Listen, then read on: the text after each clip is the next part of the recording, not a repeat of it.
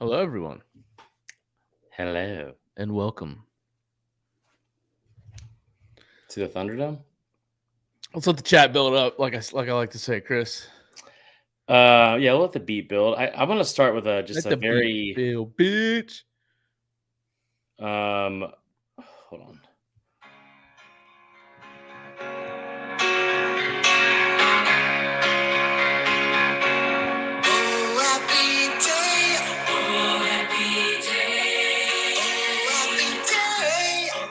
Wait, this isn't even the right one. Oh, this shit. I want the real one. All right, well, I've ruined my own intro. This is not great. All right, should we just go with the real intro? Probably. I mean, it's Been a happy while. day. It has been a while. We're back. Are we? We never left. Where the fuck is everybody? Is there no one here? No, there's people here. Oh, there's people here. Okay, good. Sorry for the language then. Yeah, Bill O'Brien's gone. Nice background, dickhead. Very nice of you. I don't know how I feel about it yet. I'll be honest. Like, all right, should we start the? You want me to do the intro? Pod. All right, Start the pod. Hey, everybody, welcome back to another episode of College Football Uncensored, brought to you by Saturday Down South and Texas Pete. I'm your host, Tyler Huck, and with me, as always, my co-host and fan of a newly OC list team. C-list team. C-list? They ain't got no OC C's, list. Chris Marler. Chris, sounds like it's been a good day for you today. I don't know why you're so happy. I mean, I'm not super negative about Bill O'Brien. There's things he didn't do or that he did that I did not like, for sure. Mainly the way he looked and his chin. With his chin? The chin was too much for me. I was not good at handling that in a very mature way. I didn't like it. It's so deep. Yeah. No, it's super deep. It's a T as well. It's like it's the shape of a T. Yeah, which I don't like because Tennessee, Texas. Right. What are you drinking right now? Dos Equis? Mm-hmm. Nice. I forgot to bring alcohol up at my new place. Filming from a new place. Look at that. I know. Looks nice. It does it? It actually is really nice. It's blurred. No thanks to me. But yeah, I like it. Before we get into it, you and I hung out this weekend IRL. In real life, we did. With producer Dan. I think it was that the first that we've ever done that with the three of us at somebody's house? Yeah, it's somebody's house, yeah. Was Dan there? He didn't talk much. Producer Dan was No. He was having a day. I mean, he's a Cowboys fan, so we feel bad for him. We loved it. Can I also brag on this hat for a second? University Traditions. Yes, absolutely. With a brand new what do you call it? Hat? Powder blue Ole Miss hat. I don't know what happened with the other one, but it got these weird stains. They just kept going up the bill. And I was explaining it to somebody, and I was like, yeah, it's weird. I don't know what it could be from. It looks like sweat stains or something, but I don't sweat the hat. And as I took off the hat, there's my hair was just noticeably greasy. Yes. And I think that I don't know. Either way, love these guys. It's a fantastic hat. It looks really good. We did hang out in real life. Dan made some fucking bomb ass fajitas. Oh yeah, those were fantastic. Well, he's from Texas, I told him you got to be able to make Southwestern food. Yeah, or else. Yeah, so it is the off season. We took a little bit of a hiatus. We took a week off. Yeah. We're back. Off season doesn't sleep, as you may have seen. And so we've got news surrounding us here. Where do we want to start? Because today, you want to start with today's news? Bama basketball murdered somebody. Oh, really? I mean, yes, that really did happen, but capital murder. It's different. The most awful, toxic, things that could have happened so far in the offseason for social media have 1,000% happened. So Bama's basketball team is murdering folks on the court and off the court. We're going to talk about the basketball team for like at some point, not at the top, but yeah. Nice job. You're a terrible person for saying that, but better you than me. Yeah, where should we start? Because I feel like I was thinking this when I was like prepping for the show. I was like, did we even do a post Natty show? But we did. Yes, we did. Yeah. It was so good that you forgot we did it. Yeah, for sure. I mean, I think I just don't want to remember what happened there. Also, good news. I don't care how this sounds. I was elated when I found this out yesterday. My first stepdad is dead. Jesus. I don't care Speaking how that of sounds. dead, He Bill died. O'Brien. Speaking of, yeah, okay, we can get into that. All right, let's talk about Bill O'Brien because I think a lot of people, before we went live, well, actually, we were live, but before we actually started recording the podcast, so those that were in the chat were hearing our discussion. Right. You've got a little mixed emotions about Bill O'Brien. Let's see, did he opt to leave? He did opt to leave, yeah. Okay, so he was definitely not told he should find another job. He opted to leave. I mean, I don't know how the whole thing like went down. I don't think it was something that Saban was going to be like, fuck, man, if we lose Bill, what are we going to do? Who's going to be the fucking 3-man on our pickup basketball team? All right, so he goes off back to. By the way, Bill Belichick he is the king of just getting the boys back together. Yeah, with no smiles on his face though. I mean, my man hired a defensive coordinator to be offensive coordinator this past year, Matt Patricia. Did that really happen? That really happened. Matt Patricia was the OC. Why? And people wonder why Mac Jones got pretty bad pretty quickly. I mean, we didn't have maybe when you have a defensive coordinator running the offense, seems like a weird move. I didn't realize that was real. Oh, because his son is doing the whole lickety lick thing, and then like being D coordinator or something. Yeah, that's weird. So Bill O'Brien back together with Belichick in New England. So we'll see how that goes for him there. But it leaves a spot open for an OC there at Bama. So your take first on Bill O'Brien leaving the program. So I think it's pretty obvious that it was going to happen. I think most people were expecting it. I think most people were kind of wondering why it hadn't happened yet. I kept saying this a couple weeks ago. I think it was pretty clear that Saban, at this point, like Saban must have Carter Logan just feeding my ego right now with my favorite story of all time. I think at this point, the fact that it hadn't happened yet told me that Saban probably had a plan in place. I don't think the plan was, all right, we're going to get O'Brien back. Or we're like waiting, in general, let alone with like bated breath to figure out what Bill O'Brien's going to do so we can make our next move. Like, I don't think that was the case.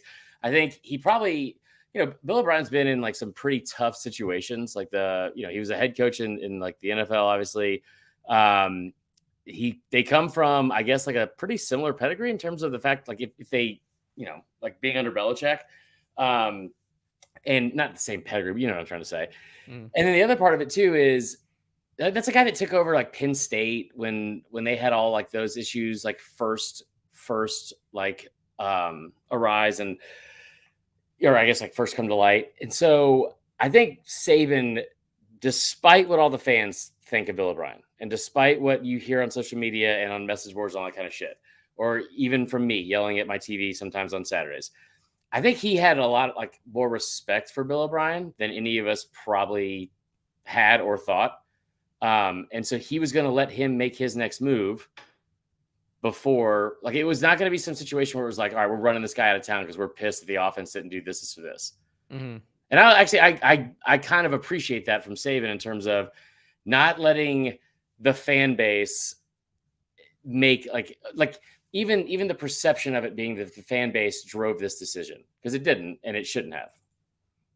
Oh, well, of course. I mean, to me, I think of it as, so for Bill O'Brien, was it more, hey, look, like you had a really good QB, obviously, but that's not a receiver core that Bama's typically used to, I would say. It was a shit receiving core. Yeah, the tight end room, probably not as special as it has been in the past. Latu's fine, he's whatever. O-line, probably not as great as it's been in the past as well. So and Bama still, I mean, they were able to put up points on a lot of people. Yeah. So I just I don't know if was he tasked with bringing those players in? Is it a chicken or the egg thing? Like they kind of ran short on talent in some key areas, and so it made his offense look bad, or I don't know. It's probably good for a fresh start though, no matter what. Well, first off, like the offense, I'm not convinced that the offense looked that bad. I mean, the offense ranked, like you just look at against ranked opponents. They averaged 35 points per game this year against 5 ranked opponents. They averaged 34 last year against 7. One thing you didn't point out that I think is like a pretty important thing too is this is the first time in the Saban era where you absolutely had to put up points because your defense was a question mark to some extent. Right. And it wasn't even like it was that bad. But from like a statistical standpoint, it was very different than the numbers you've seen in years past. Just bottom line. I don't know how many games you watched the past 2 years where it's like that offensive line was fucking terrible, especially last year. I still have no idea how they gave up 0 sacks to Georgia in the SEC championship game, but they were awful the entire year. You gave up 7 sacks to Auburn, had 6 yards rushing against LSU, 6 total yards rushing against LSU. Mm-hmm. I think, like, how many times did you watch a Bama game in the past couple of years where they had to come back out and answer again on offense because the defense didn't get a stop? So it was just like you're in this shootout and you're like, what the fuck is happening right now? Yeah, I mean, on the surface, the statistics weren't bad. They averaged 477 yards a game, 41.1 points per game last year. That ranked 11th and 4th respectively in the FBS. So certainly the offense wasn't necessarily, a drag by any means. I agree with you. The defense is really where I think Alabama's just not up to par. And you know why that is, right? It's because Saban basically learned everything he knows from Kirby. I heard about that. Yeah, that was cool. It was news to me a little bit, but I did hear that from a lot of people. So we should definitely get into that. I'll lose my mind. Dude, here's the thing. Kirby, how many titles he won since Kirby left? I'll wait. I mean, if it's less than 3, then it's nothing. In my opinion. 0 pretty much because it's 2. Which right. Is that the same amount as Kirby? Yeah. Has he played in more than Kirby? Yeah. You're just talking. Does that matter? No. You're just talking in circles because you don't want to admit that Saban's been basically learned everything he knew from Kirby. It ain't that I don't want to admit it; it's that I won't. I won't admit it. Okay. You just did. Well, anyway, no. So this is here's my take on this from like the O'Brien standpoint, and you can look at the numbers too from a defensive standpoint. From 2008 to 2017, this is the deep dive I did like last week or a couple weeks ago with Pete Golding. These are just the Kirby and Jeremy Pruitt years. You averaged giving up 13.1 points per game over a decade. You gave up an average of 264 yards per game. You only had, You only had 13 games where you gave up over 30 points and only 6 where you gave up 40 or more. To put that in perspective, the last 5 years under Golding, or since he's been on staff, and he's been the DC for 4 of them, you had the same amount of games where you get up 30 points. You had 13 in 5 years as opposed to 10. And you had 1 more game where you gave up over 40. You had 7 total, including one where you gave up 50 for the first time in program history. You were giving up like 18.6, 19.4, 20.1. This year they went back down to 18.2. But those are all the highest like totals and scoring opponents' points per games in the Saban era in the last 15 years. So it has been different. Now, from like where he's come up short, because you have the best quarterback in the history of the program. And I don't give a shit that he didn't win a national title as a starter, because what he did, like Bryce Young was a fucking miracle worker with that offense. I mean, it's crazy that he had this amount of success that he did. Especially this year with that receiving core. And you could say it's development or whatever you guys like. I've heard all the narratives and shit like that on social media.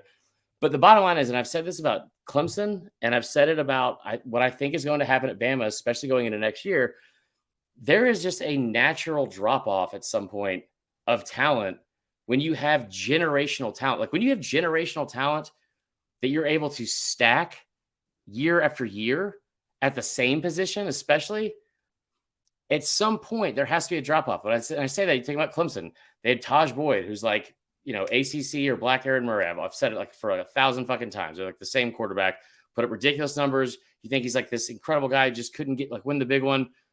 He's out. Deshaun Watson comes in. Now you win a natty. He's fantastic. First round pick, former 5-star. Then you replace him with fucking Trevor Lawrence. Like at some point, there has to be a drop off. And you saw it with DJ Uiagalelei, who is a 5-star quarterback who was ranked as high as Bryce, but there's a drop off. Same with the receivers. You don't have Nuke Hopkins and Sammy Watkins and Mike Williams and like who else? I mean, we're forgetting a ton. Ray McLeod. Yeah. Hunter Renfrow, who's actually still on an NFL team. But like you have at some point, you're going to have a drop off. And not to mention the changes, there's like coaching positions or there's like position units and stuff like that who are coaching and developing those players. Bama. Oh, you're muted. You're muted. Something happened.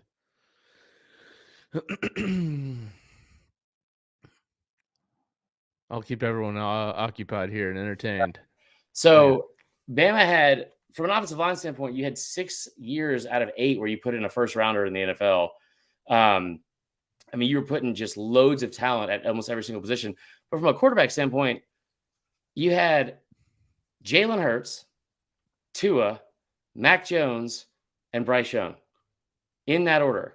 But I think what's more important than any of that is that you had Lane Kiffin, Steve Sarkisian with all that talent. And then you go to Bill O'Brien. And there's just going to be a natural drop-off at some point. So who's next in line? We know AL.com came out with an article with some candidates. I don't know how. Usually when these type of articles come out, 75% of them have no chance of actually being a real candidate. But any names on the list that kind of piqued your interest as far as? I didn't see the list. All right, we've got Oklahoma OC Jeff Lebby. Yeah, I think that's who they're going to end up getting, to be honest. All right. Well, then we'll stop. Into discussion. You've got Joe Brady from the Bills, obviously. LSU I think that's a pipe dream because I don't think that guy wants to recruit. New York Giants quarterbacks coach Shea Tierney. He's with Dayball, obviously. He was a former Alabama analyst when Dayball was there. Ole Miss co-offensive coordinator Charlie Weiss Jr. I'll pass. Texas quarterbacks coach AJ Milwee, former Florida coach Dan Mullen. That is the guy I want. So I seen a lot of people make fun of it. Like someone even in the chat, Mullen ripping Grantham in the Bama box would be so good. Like people have been like, "Oh, why would you ever want Mullen?" Dude, I would definitely take Mullen. Well, I mean, what's he ever done, Tyler? Besides that 2021 season. Well, to be fair, I mean, Florida does look a lot more buttoned up and better on the field now that he's gone. For sure. No, I get it. I actually don't even think that comment is even like making fun of Mullen. I think Mullen's like low hanging fruit in to some extent, just because of the fact of the way that his tenure ended. And also he beat Georgia once and then he got his fucking brains beat in like every other time they played. So I think that's where like you hear most of the noise, I guess, surrounding that. Dan Mullen is a fantastic offensive coordinator. Like don't even think about like what he did as a head coach. Like as an offensive coordinator under Urban Meyer with Alex Smith and at Utah and Tebow and Chris Leak and all them at Florida, like I think that'd be a great hire. I don't know if he wants to do that. Like I don't know how well that would go. But I do think that if he comes in, like Sark is the reason they got Bryce Young. He's a good recruiter. We've seen that. We've seen what he's done in Texas. We've seen some of the people he's worked at USC and Washington, shit like that. I think that like you could have this guy come in and be like, hey, this is our OC. He's going to handle your recruiting. But like, really, it's just, here's all the things on his resume that appeal to you as a recruit. Right. He doesn't need to hit the road or any of that kind of shit. Like you could stay in house, whatever. That's the one I think they should go after and get. At some point, too, as NIL becomes more of a conversation, like, does it really matter to have some sort of ace recruiter at an OC position? Like, if a kid likes the program, likes the offense, and your NIL game is good, I think you're probably good. I mean, I don't know. Maybe I'm overblowing it there, but other names on this list: Eagles quarterback coach Brian Johnson, former Ravens OC who was just let go, Greg Roman, former New York Jets coach Adam Gase. Oh my Oh God, that'd be God, so funny. Jesus. Former Dallas Cowboys coach Jason Garrett, and former Arizona Cardinals coach Cliff Kingsbury, who has taken a one-way trip to Thailand. So We need to talk about that in by itself for one. There are few people that have like of that stature and that like public presence that have just openly been like, "Hey, I lost my job.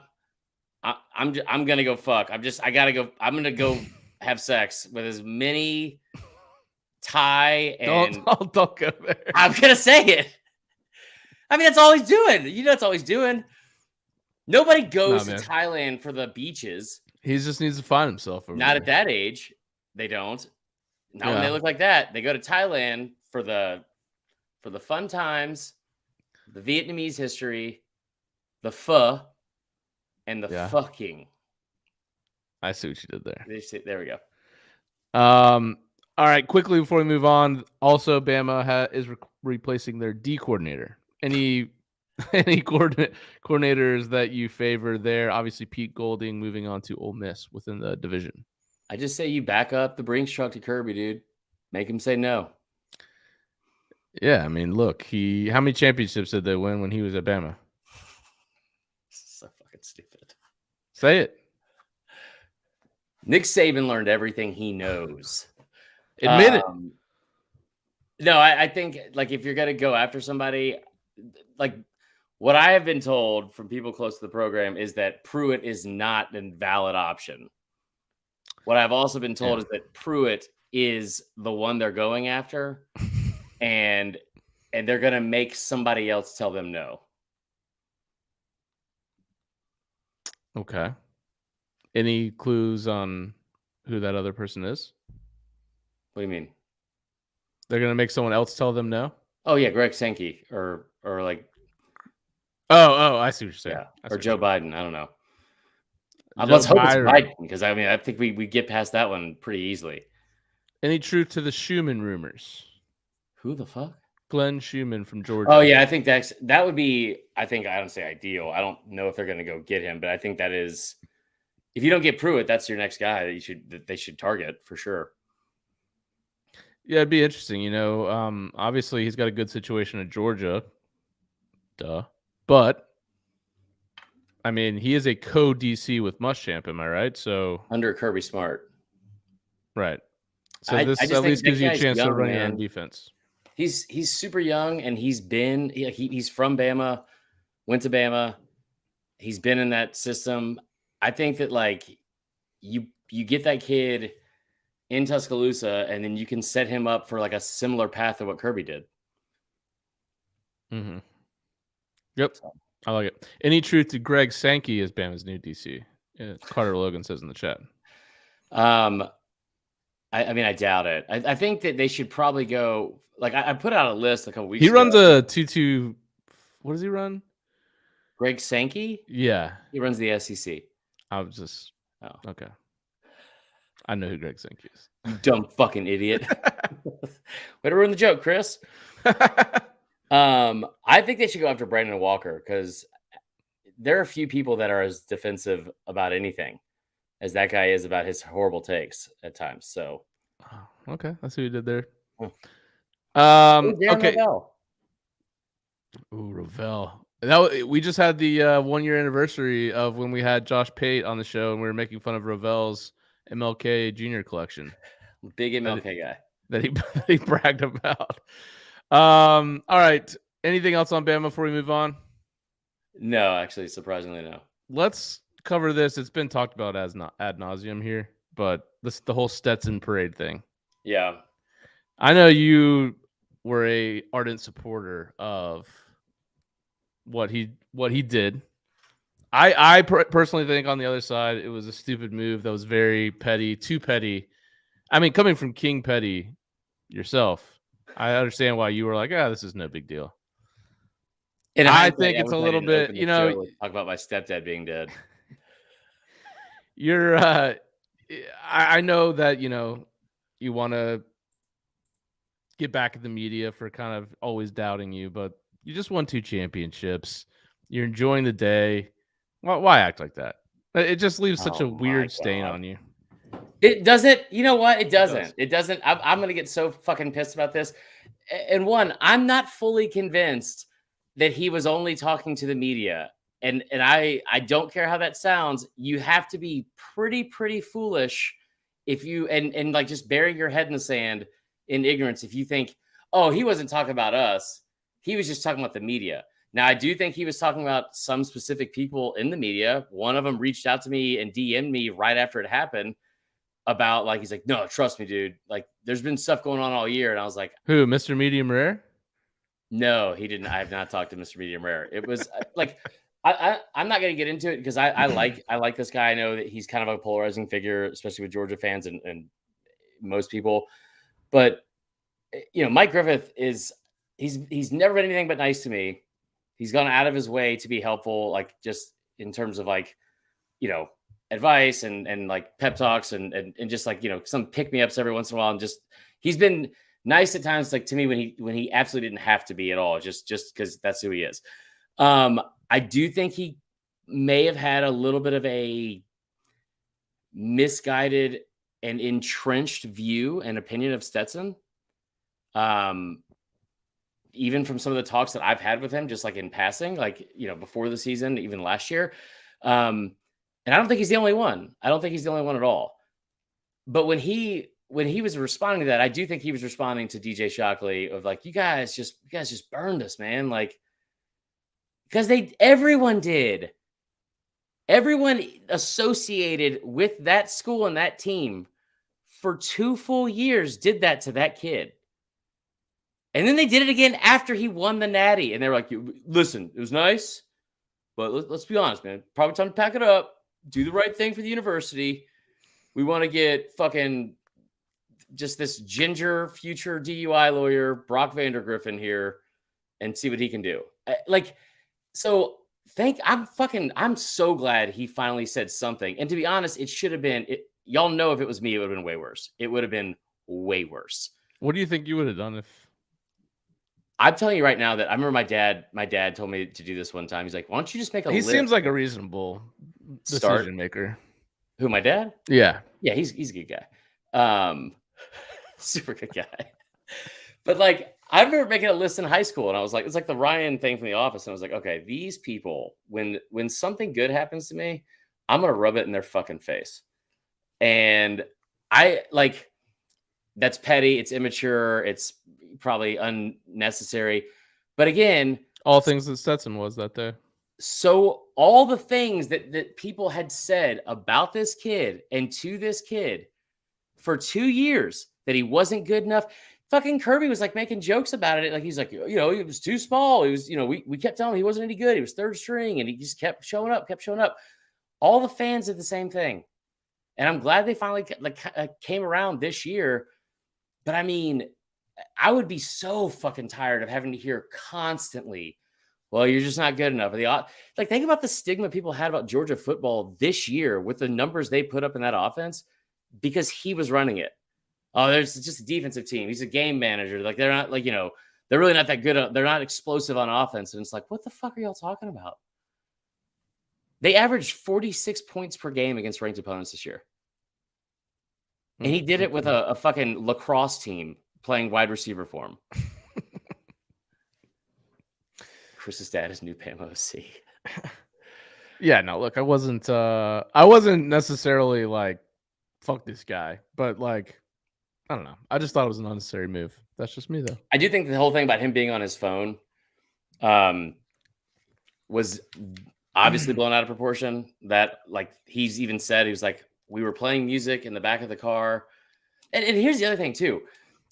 Not everyone, like, from an athlete standpoint, you just finished a absolute fucking grind.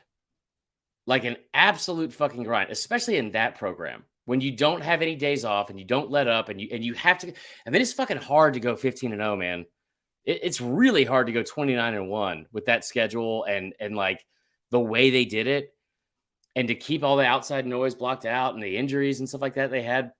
Like at the end of the day, not in a rude way, but like, who fucking cares what Randall and Jimmy and fucking Daryl think about, like, because they came out to the parade, bro. I just like blood, sweat, and tears for Stetson. It's like 7 years, worked my ass off with these guys. Like, I'm gonna go celebrate with them. I just, those kids for the most part. I mean, he's a grown ass senior citizen at this point, but I mean, like, all those are kids, and like to be that. I tell you what, I don't know a lot of fan bases. And I don't care how this sounds, because I've complimented them all year long. They're the premier program in college football right now. But I don't know a lot of fan bases that would have gone to a fucking parade and somehow turned it into a negative or had a bad time. It's hard to be upset at a parade. You ever been to a parade? It's fucking like, the Shriners are there. You're handing out fucking hot dogs and shit. And there's crazy streamers. hats. Yeah, Ferris Bueller's singing songs. They're passing around buckets. There's floats. Which, fun fact, they're not really floating. They have wheels under them. People don't know that. But like, I knew that. Okay, well, I mean, you're smart. But I mean, it's hard to like be upset at a parade in general. It's real hard to be upset at a parade where you just finished off a 15-0 season, 29-1 in back-to-back years, 2 straight national championships, and you left mad about something. That is fucking insane to me. Mad. Real mad. Yeah, I mean, whatever. It's been a topic for 2 weeks. I just had to bring it up before we move on. Portal season starting to die down for now, until the next portal season opens up after spring ball. I mean, look, there's some teams out there that have really improved their stock, including my own alma mater, I will say. Yeah, you guys. What's going on at Ole Miss, though? Ow. Can you explain to me what's going on with Ole Miss in the portal at the QB position? No, I don't understand. I don't like. So last year out of the portal, they take Jackson Dart, who I believe was a former 5-star recruit out of USC. I wouldn't say he was fantastic this year, but he was not. I don't know. Maybe Kiffin doesn't think he's the guy, because he goes and not only gets Walker Howard out of the portal from LSU, who was a true freshman this year. I believe he probably retained his red shirt, so he'll be a redshirt freshman next year. Mm-hmm. So you think maybe Jackson Dart for one more year, then you transition to Walker Howard? No. He goes out a couple weeks later and brings in a redshirt senior, Spencer Sanders, who I think has been in the NCAA for 9 years. That's not a joke. He's been like a 4-year Spencer starter. Sanders, 18 NFL quarterbacks are older than him. Is that real? No. Oh. Are older than him? We were doing, well, the other 18 are younger. I don't know. But people have been doing that with Stetson. Let's look at the birth certificate on Spencer Sanders, because he's been in the league for a while. It's fucking Danny Almonte. They go out, they get him. My assumption would be, if you're a redshirt senior in your last year, that you're not going to be going to Ole Miss to then sit the bench for your boy Jackson Dart, who should be playing lacrosse with that name. What do you think's going on here? Okay, so I'm just trying to look at these stats right now, because what I don't understand is this. I don't think that Jackson Dart was great necessarily this year. He was a better runner at times, I think, than we probably realized he was going to be going into the season. But I don't know if Kiffin's got like a whole fucking like Pokemon thing where he's just trying to catch them all or what. But I mean, he flat out is trying to catch them all, because I mean, like, think about this. You go into this season, you have a starter who's a big time recruit, right? And he starts the entire season. Now, the thing with Walker Howard is, we talked with Matt Moscona from Baton Rouge and ESPN Radio in Baton Rouge, and he's good friends with Jamie Howard, his dad. And the whole situation there was, Walker Howard was told he was going to sit a year, and then he was going to be able to compete right away. Like at worst case scenario, you're going to sit for a year, but you were going to be able to compete for the starting job no later than your second year in Baton Rouge. And that's not what happened because Jaden Daniels comes back. Jaden Daniels is becoming really good. Nussmeier, who I think is possibly the best quarterback on that roster, he's been really good. So he goes to Ole Miss. That's the one that was so bizarre to me because it's like, I don't think he was going to sit. He was going to compete for sure. But Spencer Sanders, you have a 4-year starter at a Power 5 program that's a year removed from going to a New Year's Six Bowl. What am I missing? Like, why is he in the portal for one? The other thing is maybe they just want to go to the fucking Grove and like see if they can find a Miss America before they don't make it in the NFL. I guess maybe it presents a nice storyline for the spring. So we have no idea. My guess is if you bring in, especially a Spencer Sanders, that because Walker Howard essentially replaces Luke Altmaier, right? But Spencer Sanders, he's not brought in unless you feel not so confident about Jackson Dart. So to me, that position is wide open going into the spring. Well, without a doubt, it is, and I think that like the thing with Kiffin is too. Like quarterbacks are his whole deal, and and blondes, but like mainly quarterbacks. And all right, so like Jackson Dart, 62% completion percentage a year ago, 8.2 yards or 8.6 yards per attempt. He had 3,000 yards passing, 25 touchdowns, and hold on, am I missing this? Oh, I'm off. 20 touchdowns, 11 interceptions. Like competition makes you better. It makes everyone better. I just thought Sanders, like when you hear Walker Howard goes there, either one, he's not threatened by Walker Howard at all, or he just didn't want to go to Auburn. But I just assumed he ends up at Auburn. Well, he does not. He indeed ends up at Ole Miss. What is Auburn doing at quarterback? Because there were rumors they were going to get in on Grayson McCall. He withdraws from the portal. There were rumors they were going to get in with Sam Hartman, I think at one point. Maybe not Hartman. It was somebody else. And they didn't end up landing that guy. Now Spencer Sanders, not landing him. I think it was Leary, actually, that they were involved with that ended up going to Kentucky. So are they just running it back with your boy? Bro, I was listening to a buddy of mine who is a really good dude. His name's Mike. He runs the Auburn War Report, and he was talking about this. And just bottom line, he's like close with Robbie Ashford, so this is where this opinion has to be coming from. But he was making this comment. He was like, I don't think we need to get anybody from the portal. And this is like a feeling that's shared with a lot of people. I think we got all the talent we need right here. And Hugh Freeze said himself that he is a developer of talent at quarterback. So the expectation for Auburn, a lot of Auburn fans now, is that Robbie Ashford is your guy for one, and that he makes a not just like an improvement, but like a leap in year two. I don't know. Yeah, you do. Yeah, you do. A leap? Robbie Ashford had one game after the month of September where he completed over 50% of his passes. Right. One. So we expect him to take a leap? I don't. I do not. Here's what's going to happen, Chris. We're going to go to spring ball. We're going to go through spring ball. And what's his face? Hugh Freeze is going to find out, hey, I don't have a quarterback on this roster. And there will simultaneously be other spring games going on. There will be high-level backup QBs that do not earn starting jobs and will look to find another school to start at. Yeah.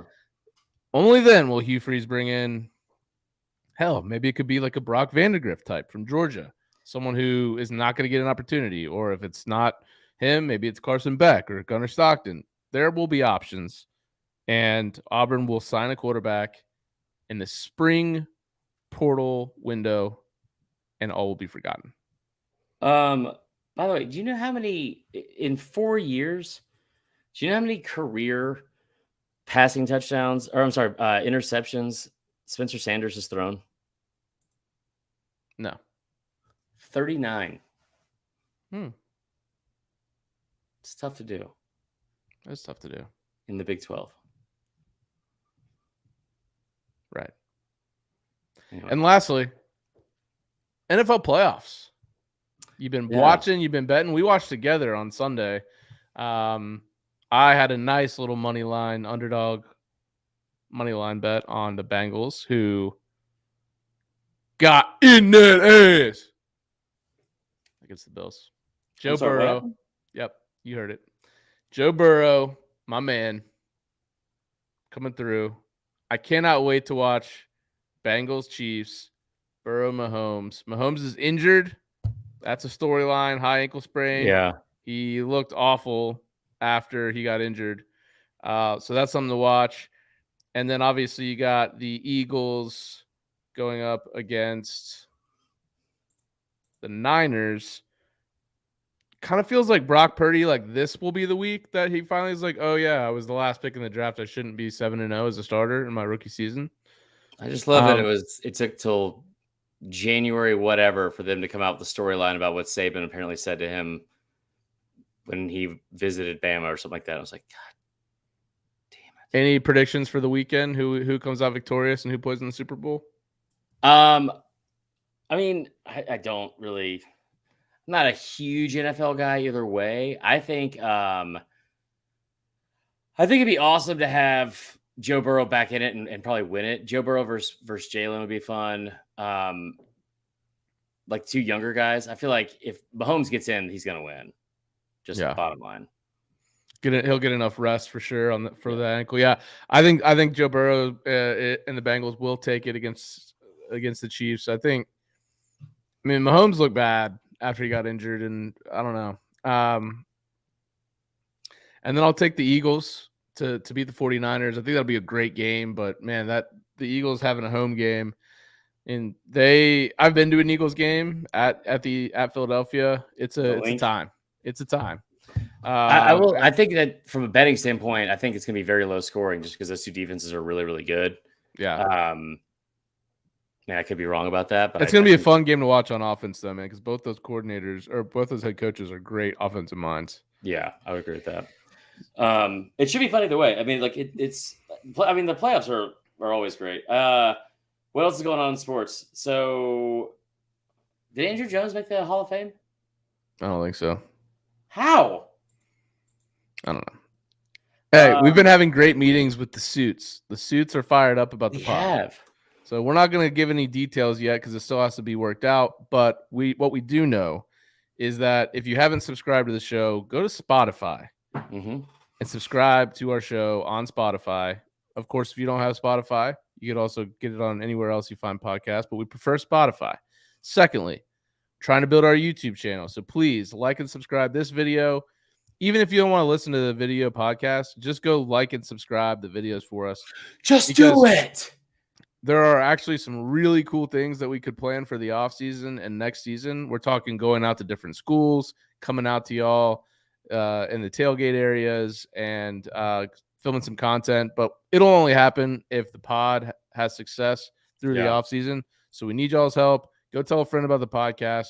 Go give us 5 stars. Go give us reviews. It all helps. Yeah. I will also say, guys, I'm not going to go back to sending out foot pics. I'm not going to go back to giving out HJs or ZJs under the bridge. I can't do that anymore. I'm inside that I'm above it. I just physically, like my wrists and my hands, like arthritis is setting in. I'm a little bit older now. I don't want. Do you have disability insurance? I don't. Do you think I know anything about my insurance? Okay, I know a guy. Okay. Regardless, no, we definitely we appreciate all the support and you know, we like Tyler said, we've had some really good talks, and we're really excited about some of the stuff that's gonna actually happen. What? Crazy, right? We're gonna get into college basketball next week, whether you like it or not. Oh God. Yeah, like listen, first off, it's gonna dominate. We're gonna have to talk about March Madness at some point. I don't like it any more than you do, but Bama right now is really good, and I don't get it. Hey, man. Enjoy it. You know, as the football team falls from its heights, the basketball team rises to prominence. Okay, well, there's that. Also, this is like y'all's time to shine. Anything y'all? I mean, it's a long off season, and I don't think I'm gonna move again, which is like a different for like how I spent the last 6 months. Found myself a little place over here in the Highlands. So let us know what kind of content you guys want, what you guys want to talk about, kind of fun, creative shit.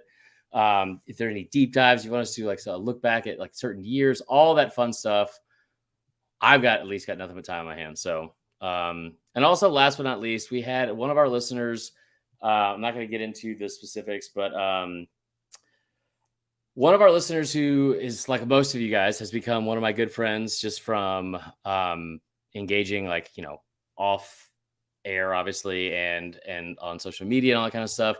Guy that I've become like really close with over the past couple of years. Had a little bit of a scare the other day. We're not going to get into it, but just check in on your people. I woke up on Saturday morning and had this really awful feeling and almost, we almost lost this person because of just going to a bad place, didn't know who to talk to, all this kind of stuff, that we, mental health. And